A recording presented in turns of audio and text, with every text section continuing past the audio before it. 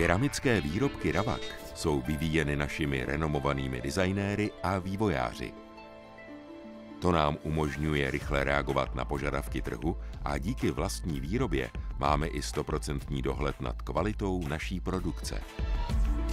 Základními surovinami je jíl, kaolin a písky. Proces výroby začíná jejich promícháním a rozemletím v kulových mlýnech. Přimícháním vody vznikne licí hmota, která se přečerpá do odlévárny.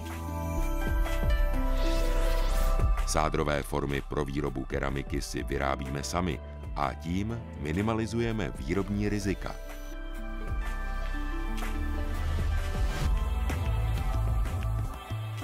Formy se pod tlakem čerpadel plní tekutou licí hmotou. Vznikne odlitek, který pečlivě začistíme a vyřežeme do něj přesné instalační otvory.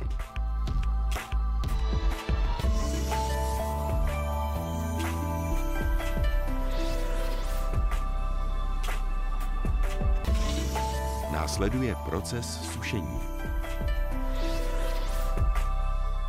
Před aplikací glazury je nutné vysušené odlitky očistit stlačeným vzduchem.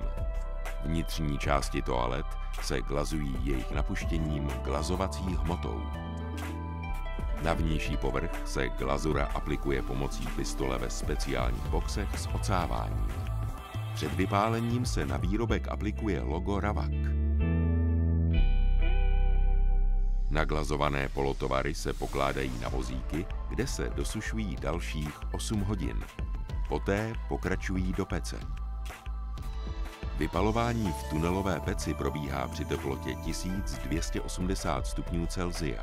Výrobky se kontinuálně posunují pro dosažení optimální doby pálení.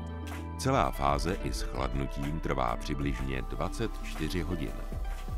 Výrobní linka dokáže produkovat velké série těch nejžádanějších výrobků, ale také série menší, speciální.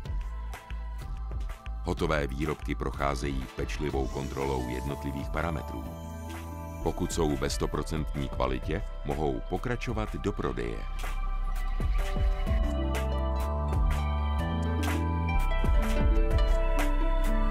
Některé výrobky se ještě osazují dalšími komponenty.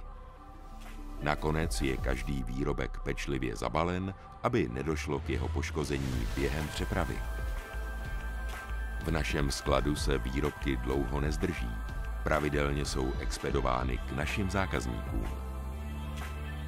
Ze široké škály kvalitních keramických výrobků Ravak si pak zákazníci v mnoha zemích světa vyberou takový, který nejlépe vyhoví jejich představám.